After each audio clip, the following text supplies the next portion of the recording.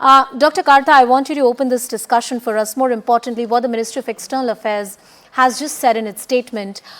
Prime Minister highlighting the concerns of Indians, especially vis-a-vis the LAC, to the Chinese president. I believe this is not a final, formal bilateral that we can talk about, but what does this conversation really mean? See, as the Foreign Minister Jaishankar said, India-China don't have a normal relationship. I mean, we cannot have that until we get this going. So you have places like BRICS is where you can actually have some kind of a chat with the other side, though I don't know how much of a chat this is, given that it was just 5 minutes. But nonetheless, the fact that we've been saying over and over again that until the border issue is resolved, normal relations cannot go on and so forth. So the fact that BRICS we are the second largest, we are the only, what shall I say, the weight in BRICS for the global south. We are supposed to be the voice of the global south. You're talking to China. By the way, we don't know what happened to President Xi when he kind of disappeared, didn't make the speech, so there's that little mystery going on there. Right. But apart from that, I think we have a standing, because this is about Africa, right? We have a standing in Africa that is rapidly catching up with that of China. China has 200 billion trade. We are reaching a billion soon. So it's been a phenomenal rise, in fact. It's been really, really amazing, I think, since 2015 onwards, when we had the first Africa summit and so on, where you can see the difference, but I'm talking the two sides, how we approach things. China's, the speech which was read out for the president, talked about solidarity and all the rest of it, peace and friendship between countries. Where is the peace and friendship here? Sure. At least let's get this thing going. If you want to have a normal relationship with India, which is a weight in BRICS, which is a weight in Africa, and you want to get all these changes going, the first thing you have to do is to settle the border issue. Okay. Professor Victor Gao, I'm sure Dr. Tara Kartha has highlighted the concerns of India, especially along the LAC, the concerns that remain about national security and border peace. The fact that there was no official bilateral, but a conversation for roughly a few minutes on the sidelines, informal conversation. How do you see that? And more importantly, how would the Chinese perceive the statement coming in from the Ministry of External Affairs? Allow me to congratulate. Hello? Yes, we can hear you, sir. Please go ahead. Please go ahead. Thank you. Thank you very much for having me. First of all, please allow me to congratulate India, the Indian government, and the Indian people for the successful soft landing on the moon. Thank you. And this is truly an extraordinary achievement. We are very proud of you.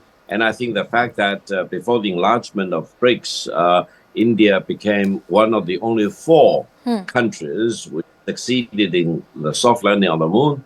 And 3 of the 4 countries were actually BRICS members. This is very significant for all the BRICS member countries. And now we have 11 official members of the BRICS. I think we are all very proud of that. So first of all, congratulations. Secondly, I think the fact that President Xi Jinping of China and Prime Minister Modi met on the sideline of BRICS was in itself a very positive thing. Between China and India, we need to meet more. We need to have more formal meetings, informal meetings of all kinds between the leaders of the 2 countries. And allow me to emphasize, yes, indeed, there are territorial disputes between China and India. However, allow me to emphasize that these territorial disputes were not created by either India or China.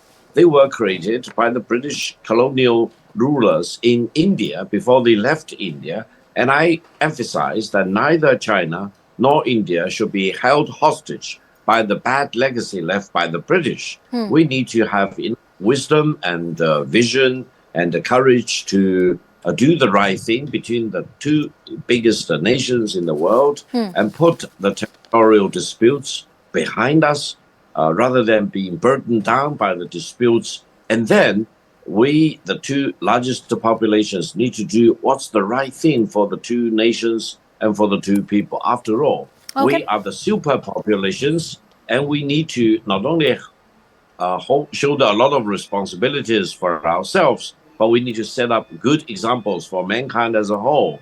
And Well, now that China and India are increasingly important, I really look forward to the day when India will be among the top 3 economies in the world. Well, I And really that means appreciate that your both sense of optimism, Professor Gao, and I really wish that it's shared by the Chinese official leadership as well. Mr. Fred Ware, what is your understanding? I mean, Russia has been one country which has often spoken of the fact that India and China should resolve the disputes amicably. But as far as the global community is concerned and this conversation on the sidelines is concerned, we'll talk about BRICS at large, but how optimistic are you that these repeated meetings or encounters between the Indians and the Chinese premier can really solve the dispute in the longer run? Well, Russia is, of course, one of the founding members of this bloc, which is fast expanding. And it's sort of unfortunate that Vladimir Putin didn't have the opportunity to directly participate. Yes. In this one, he addressed the meeting remotely, of course, because this process, the BRICS plus the G20, these are incredibly important for Russia at the present moment, precisely because they find themselves in confrontation with the West more acutely than anyone else right now. And so for Russia, these organizations are a really vital alternative forum. So yes, I think Russia supports the expansion of the BRICS. Yes. It certainly hopes for cooperation, expanded cooperation and rapprochement between China and India. I think that's a given for Russia because if there was any serious falling out, I mean, if things should grow acute over this border issue and other things, this would be disastrous for this very process that Russia has staked so heavily on. So that in some ways, Russia is even a bit of an outlier right now. Although it's a central, it sees itself as central. It's China and India that took center stage today, quite rightly. Okay. And the whole process, it is Russia's watching it closely. It's heavily covered in the news here. And well, as I said, the Ukraine crisis was not mentioned directly, but somewhere it was said, and it was said vis-a-vis the Ukraine crisis, that one needs to resolve the crisis in a peaceful and in an amicable manner.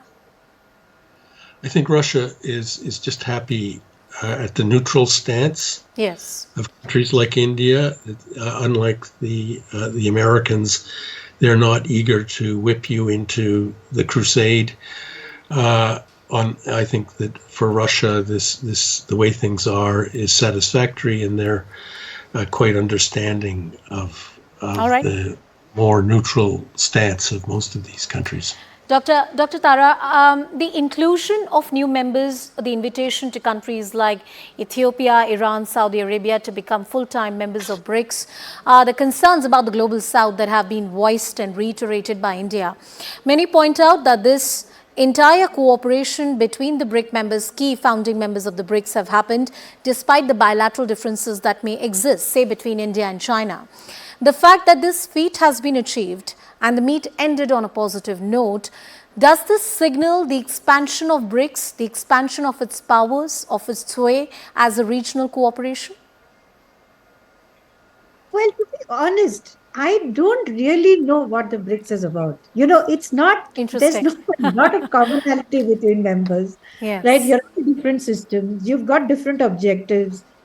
And let's see, I mean, it may just work out. I mean, look, for example, at the new member, Ethiopia, for example, I think he's got a debt of some 13 billion to China. Right? So that's the first restructuring which has taken place. Argentina has just done, I think, a debt repayment through IMF to China because they had taken a currency swap from China. They took a debt from IMF to repay China. So these are the two new members, also in very bad economic straits. Saudis, of course, they are their entry, in fact, is quite a signal, because that is a petrodollar state. Yes.